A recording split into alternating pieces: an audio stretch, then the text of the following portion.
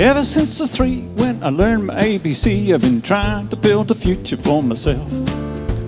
Get an education, take my medication, trying to build a future for myself. Fingers to the bone, simple pleasures I postpone, to trying to build a future for myself. Working and a saving, flossing and a shaving, trying to build a future for myself.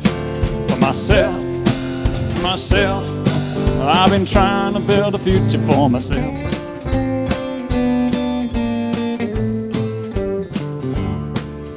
Well, I wasn't getting far, so I picked up this guitar. Now I play folk music all the time. Like a Rolling Stone or a ginger Leonard Cohen, I'm known to write a poem or two that rhymes. Well, I could play it faster on Telecaster and build a better future for myself. But the songs that I like best are the songs of war and death, and I'm trying to build a future for myself. For myself, for myself, I've been trying to build a future for myself.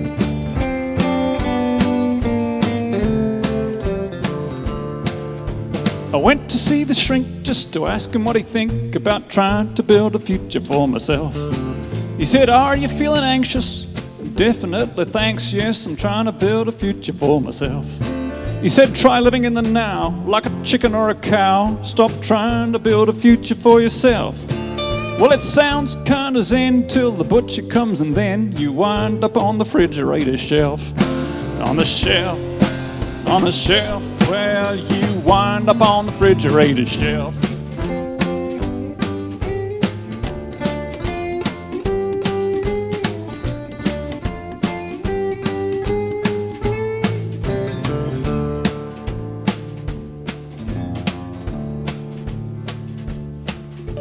The day before I'm dead, I'll be laying in my bed, still trying to build a future for myself. I'll be planning my engagements, funeral arrangements, trying to build a future for myself. Well, even from the grave I shall work and I'll save, still trying to build a future for myself. Well, I guess you gotta know when it's time to let it go and stop trying to build a future for yourself. For yourself, for yourself, stop trying to build a future for myself. For myself, I've been trying to build a future, trying to build a future, trying to build a future for myself.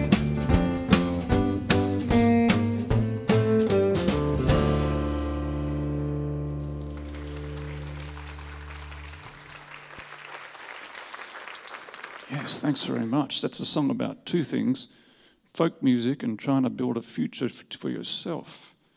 Activities which most people would say are mutually incompatible. Folk music, you're making hundreds of dollars out of it. My folk music problem started when I was 4 years old. I remember my mother singing to me, trying to get me to sleep. That old hobo folk song, 500 miles, 500 miles, 500 miles, 500 miles. So simple and ancient. You couldn't write that song in the 21st century. If you tried to write it now, it'd be like 500 kilometers, 500 kilometers. You can hear my iPhone ringing. You know, it just wouldn't work. But even my mother, who wouldn't count a singer, you know, really, the way she sang the song really touched me. It's like, not a shirt on my back, not a penny to my name. There was something humble in it.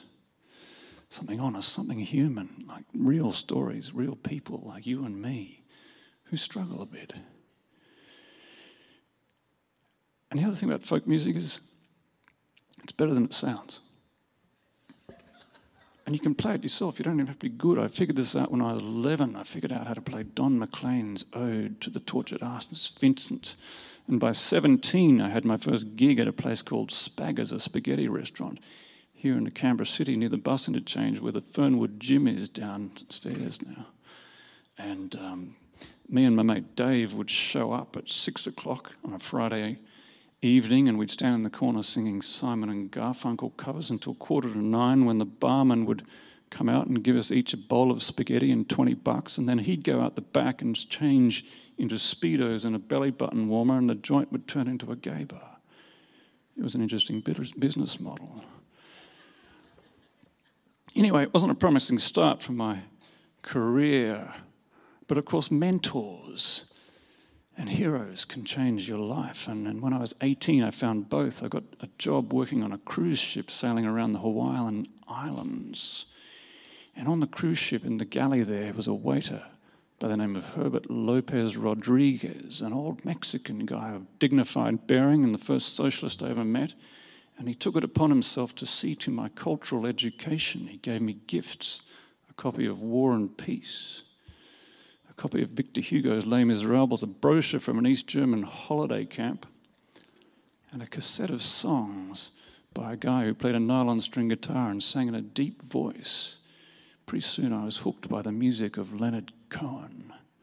Now, why would an 18-year-old like me, ambitious, full of hope and optimism, be drawn to the songs of Leonard Cohen, described as a depressive, self-deprecating poet, described in the New Yorker as the Prince of Bummers, quoted as once having said that success is survival?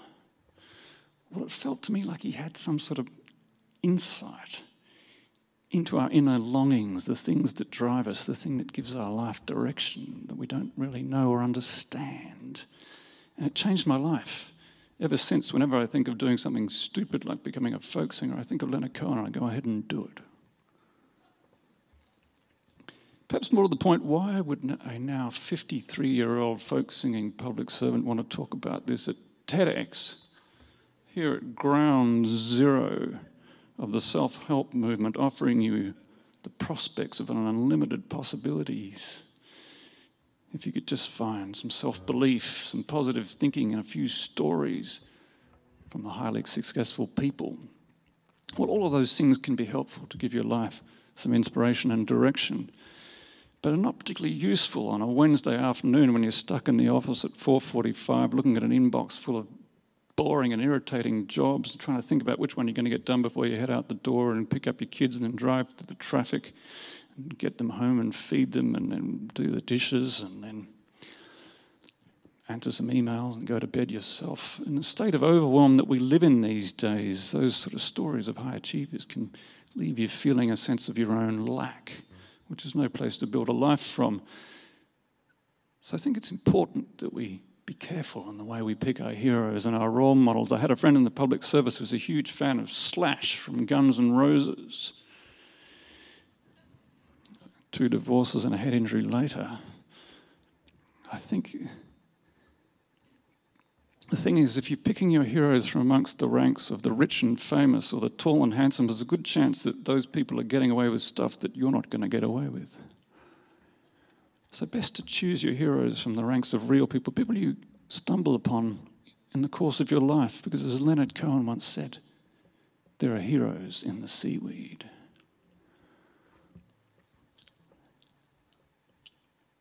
I had a job once when I was 19 in a small seaside town called Dunsborough. I was working in a bakery, and also in the bakery was a guy everyone called Mad Mike from Manchester.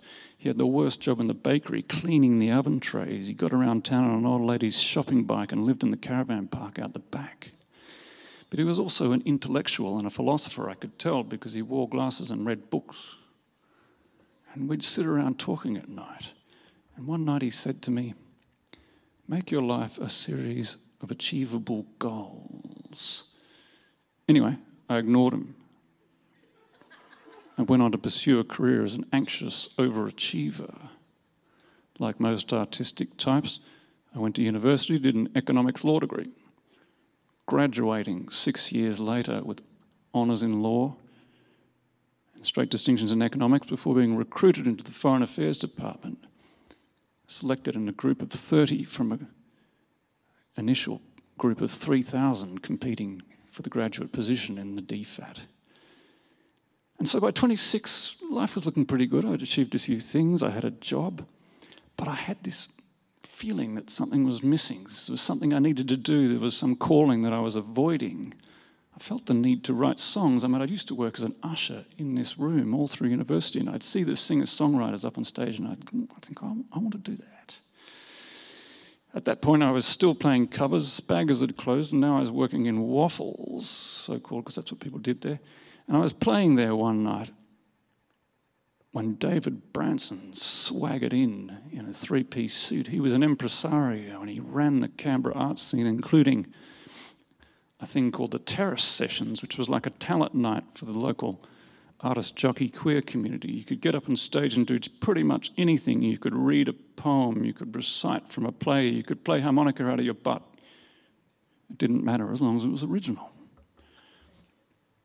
And between sets at Waffles, Branson came up and poked his finger in my chest and said, "Fred, Terrace Session, Tuesday night, one song." It was an offer I couldn't refuse. But it created a problem for me, you see, because I'd always fancied myself as a great songwriter, but I'd never actually finished writing a song. I mean, every time I sat down to write a song, I'd get up 5 minutes later to go and make a cup of tea or make a toastie or, rearrange my sock drawer. Anything to avoid the discomfort of feeling like a fraud in front of my own notebook. But now I had a deadline, and with that came what I call a critical mass of anxiety, which, let's face it, is the only way any of us get anything done. And so I sat down in a chair and started writing a song, and not only did I start writing, but I finished a song, and I took my song and my guitar and my friend Nobby, and we went to the Terrace Session on Tuesday night, and I got up on stage ready to play, and my hands were rigid with nerves, and I managed somehow to play this song, and as I strummed the last chord, all the audience members just burst into this huge round of applause. All 6 of them. But anyway, it wasn't a feeling of euphoria, it was more like a quiet feeling that I'd done the thing I needed to do.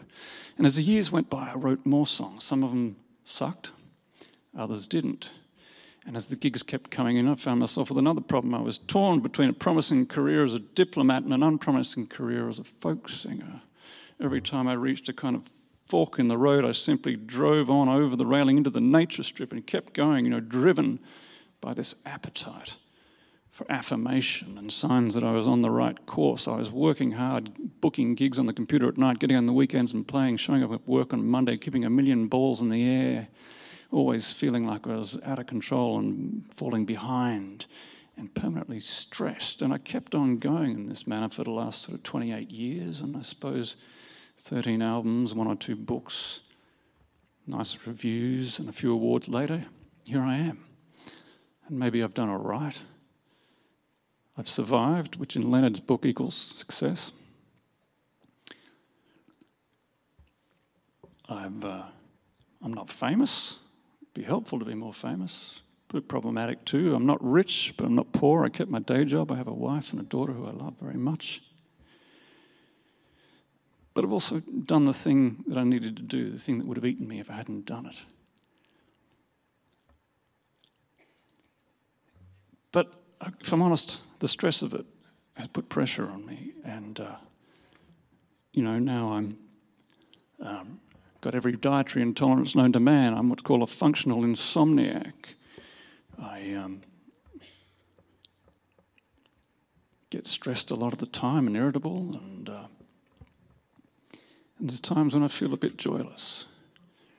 I was feeling like that down in Tasmania recently on a tour last year, and I walked into my friend's place where I was staying, and she had on a wall a calendar, and in the calendar it read, 2 rules for life. Make beautiful things, and don't be a dickhead. And I thought, I could do that. So let me share with you 8 lessons from a life of a self-managed, semi-successful singer-songwriter, laid-back, overachiever, anxious type. Firstly, if there's something you need to do, if you need to make beautiful things, do it. Secondly, don't give up the day job. Day job is your friend, but also your enemy, but also your friend. Befriend your day job. Likewise, anxiety. Anxiety can be your friend and your enemy. Make anxiety your friend. It can motivate you. Fourthly, take your time. Life is long. There'll be time to get stuff done. Fifthly, what's the 5th point I was going to make?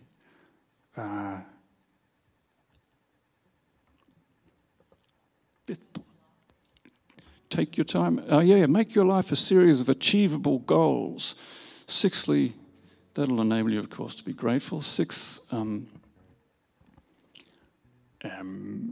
be a dickhead. Seventh,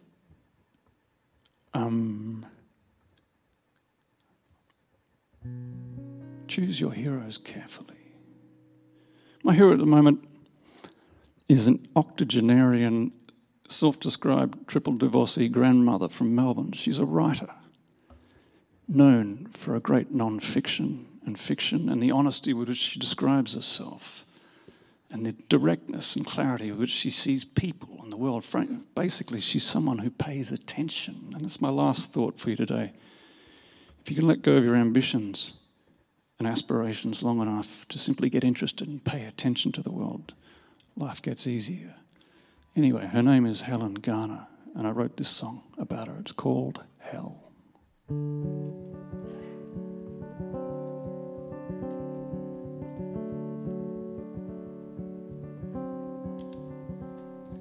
Well, her name is Hell. She writes quite well. She is the belle of the Bellarine. She took us on a trip with a monkey grip in the 1970s. And ever since, we've been hooked from this house of grief to everywhere I look. Well, her name is Helen. She writes quite well. She is the belle of the Bellarine. Well, she grew up down in Geelong town. That's where they made forts. Round the stove in Ocean Grove, where she spent her childhood bored. Melbourne in the 70s, freedom was God, but a dog with fleas, and her name is Helen. She writes quite well. She is the belle of the Bellarine.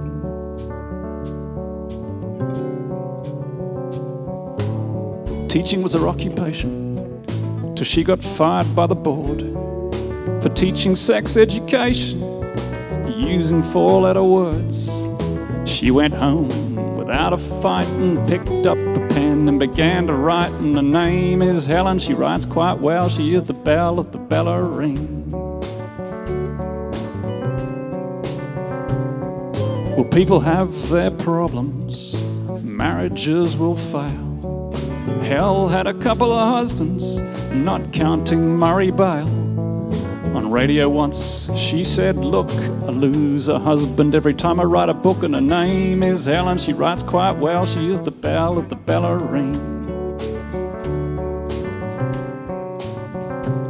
Well, she writes the kind of stories that make folks want to sue.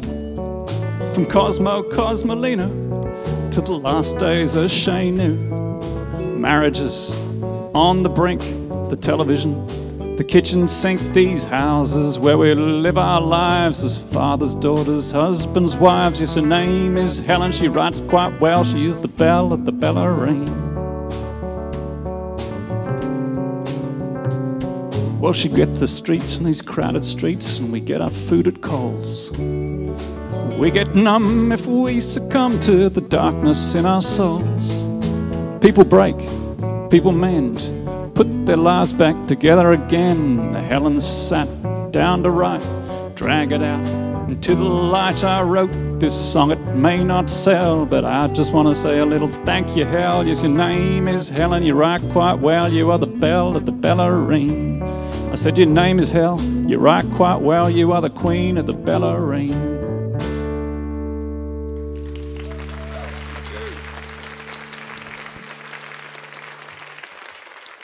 Dave O'Neill on guitar, Matt Nightingale on the bass, Mitch Preston out the back. Thank you very much.